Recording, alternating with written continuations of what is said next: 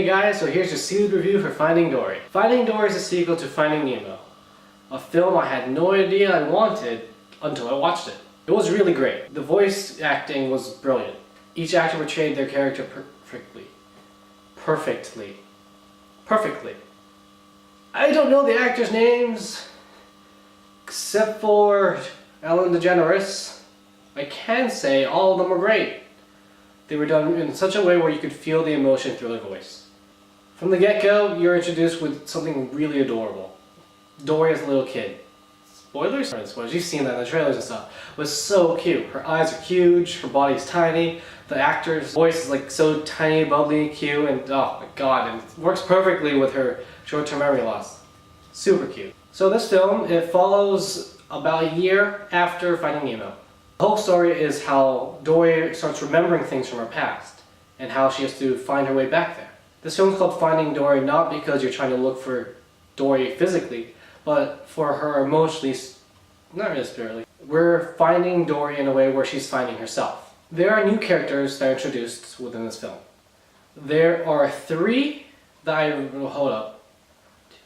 five that you have main focuses in this film. Two of them are whales, and I love them, and their interaction together with Dory and to each other were brilliant. They had nice comedic moments and were very likable. The other two were sea lions, I think, and they were hilarious. I think they basically replaced the pelican from Finding Nemo. It's kind of like that. That's kind of what their roles were. And finally, one of my favorite ones was the octopus. His name... no clue. He was really great.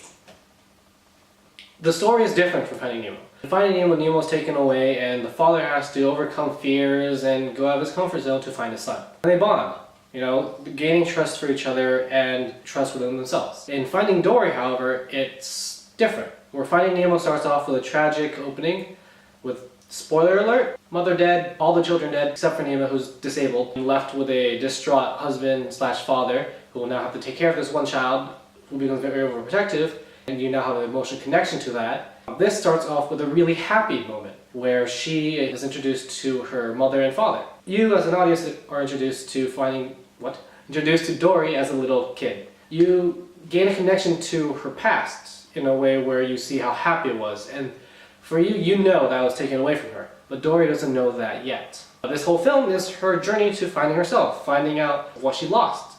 It really skips the whole journey to get from point A to point B. It skips the whole ocean travel thing. They have callbacks to the turtle, stingray, and others I can't think of right now, but they're not really in depth.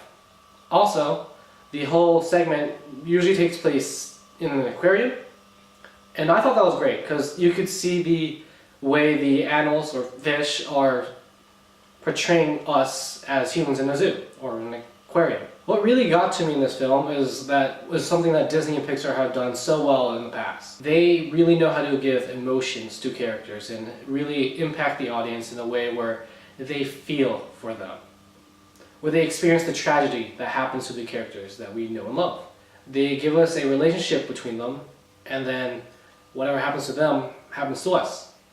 And, although I did not cry, I may have gone teary-eyed because shit was sad at one point. Dory. But it was also really funny. There are moments in the film that had one-liners that I thought worked perfectly. They were well-paced and spread out in a way that what didn't seem forced, didn't seem tedious, it did not seem it was put in there for the sake of a laugh. It flowed with the story because each character had humor that worked with their character. For example, Dory, she's forgetful, so her whole stick is that she forgets, and that humor works perfectly for her because that's who she is. Another one is some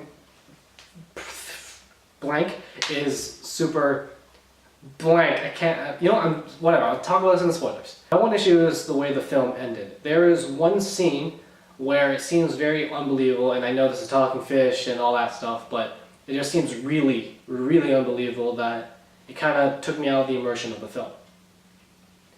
Anyways, yeah. Can't really say much else about the film without spoiling it. So if I'm going to go rate it, it'll be an 8 out of 10. But as for watchability, I would say go watch it in theaters. I wouldn't pay for it in premiere though, because it's not really that big of an event, unless you loved Finding Nemo. in which case I'll go for an IMAX 3D because this is animated pretty well, like pretty gorgeous. It's not like their best work, but it's still beautiful. Okay, so spoiler alert. Spoilers. All the spoilers. Spoilers here, spoilers there, spoilers everywhere. I'm gonna get rid of that. Dory. She is very likable. The voice acting for her by Ellen DeGeneres is beautiful. She has a really nice, friendly, welcoming voice that you grow attached to. Her character is something of a naive child who is very loving, caring, and very innocent. The entire movie, you root for her and sympathize with her because of her problem. Her memory is short-term. She has short-term memory. For us, we can see how sad it is and how hard it must be to live with that. We can also see how hard and difficult it is to deal with her. Repeating everything forever and ever. Mom and Dad can just get straight to the point. Oh my God. Her parents are very loving and caring. You don't really have much of character development, just that they're loving and caring parents. It works for them and works for us because the whole film is about her finding them, not about the relationship they have together. Although there is a touching scene where she finally finds them, where you see the hard work and dedication they had and patience they had for their daughter. And this is shown when they talk about the shells that Dory picks up for the mother, the father, the protectiveness that the father has for Dory. And it is shown with the patience that they have with always repeating for Dory. Nemo and Marlin, his father. They're not really the main characters in this film. The father doesn't really change much, he's still the same. Instead of learning to trust Nemo, he is learning to trust Dory. Which he did in the first film, I realize now, but it doesn't really hinder the fact that he worked really well. Nemo's cute, as always, and I think he's voiced by a different person. It must be, because it's been like, what, 10 years? He sees the good and bad from Dory, and the good and bad from his father.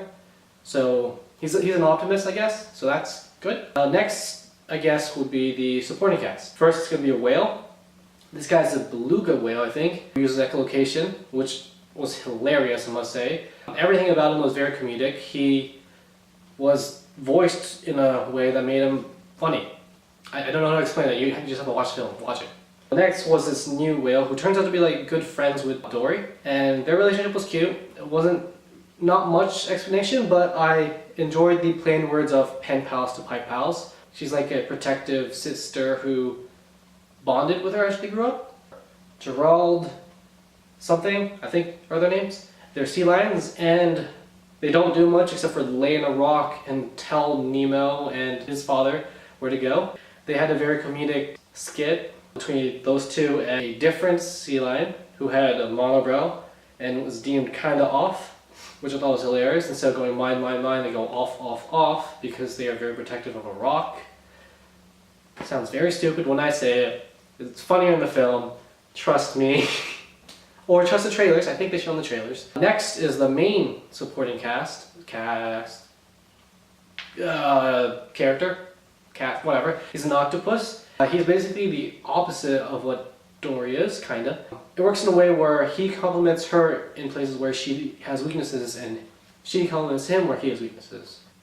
So about that scene that I was talking about where it took me out of the immersion of the film, it was where Dory and the octopus were driving a truck, and I'm fine with the whole I'm not fine with any of that. That made zero sense how an octopus could drive, zero sense how, whatever, forget it.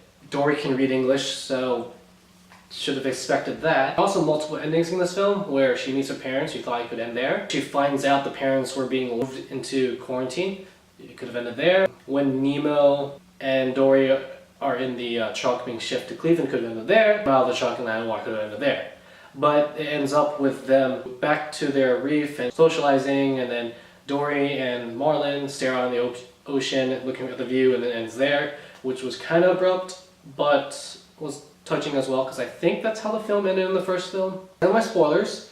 I hope you enjoyed. Like, favorite, and subscribe. Yeah!